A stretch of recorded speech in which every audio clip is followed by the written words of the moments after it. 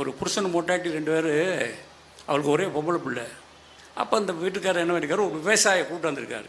ஏம்மா, ஒரு விவசாயி நல்ல பையன், கடைசி வரைக்கும் சாப்பாட்டுக்கும் துணிக்கும் தத்திரியும் கிடையாது, இவனுக்கே நம்ம பொண்ணை கொடுப்போம்.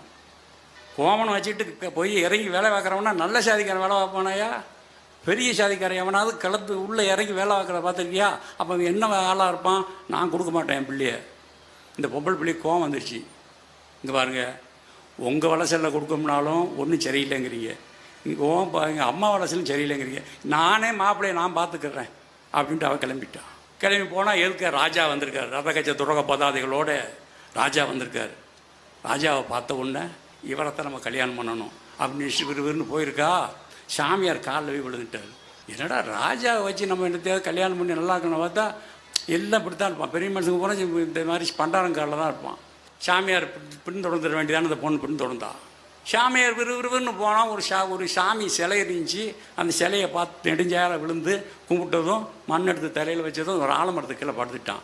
இவன் ராஜாவை கும்பிடுற ஆள்னா இவன் எவ்வளோ சக்தி வேந்தமாக இருப்பான்னு இவன் பின்னாடி வந்தோம்னா இவன் இந்த சிலையை கும்பிட்டு போய் ஓரமாக படுத்துட்டானே அப்படின்ட்டு சிலைக்கிட்டேயே உட்காந்துருந்தான்.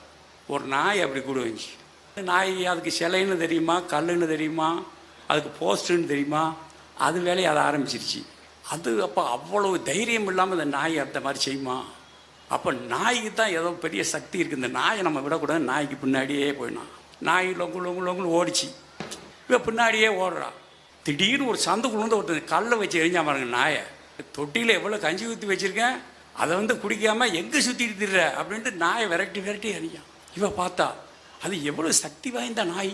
ராஜா கும்பிட்றாரு சாமியார் கும்பிட்டு சிலை, அந்த சிலையை அசிங்கமாக்கின நாய் எவ்வளோ வலுவாக சக்தி வாய்ந்ததாக இருக்கும். அதை போய் எறிகிறானவன். அப்போ இந்த நாயை விட இவன் கெட்டிக்காரன் போல்கா அப்படின்ட்டு திடுன்னு பின்னாடியே ஓடினான். அவன் என்ன பண்ணான், நாயை விரட்டிட்டு ஒரு குடிசைக்குள்ளே நுழைஞ்சான். இவன் எதுக்கு போனான், குடிசைக்குள்ளே வந்து அவன் தலையில் நேஞ்சிக்கிட்டு மம்பட்டி எடுத்து தலையில் தோளில் வச்சுக்கிட்டு வந்தான். எதுக்கு இவன் உத்து பார்த்தா முத இவளை பொண்ணு கேட்டு வந்தான்ல, அவன் தான் அது. நீ எங்கே சுற்றினாலும் விவசாயிக்குத்தான் வரணும்னு சொல்லி தான் சுழன்றும் ஏற்பின்னது உலகம். இழிவான சாதிக்காரன் தான் விவசாயத்தை தொடணும் அப்படின்னு நான் சொல்கிறான். வள்ளுவருக்கு கோபம் வந்துச்சு. அப்படியே சொன்னான், உழுதுண்டு வாழ்வாரே வாழ்வார், அவன் தாண்டா வாழ்கிறவன், மற்றெல்லாம் தொழுதுண்டு பின் செல்பவர்.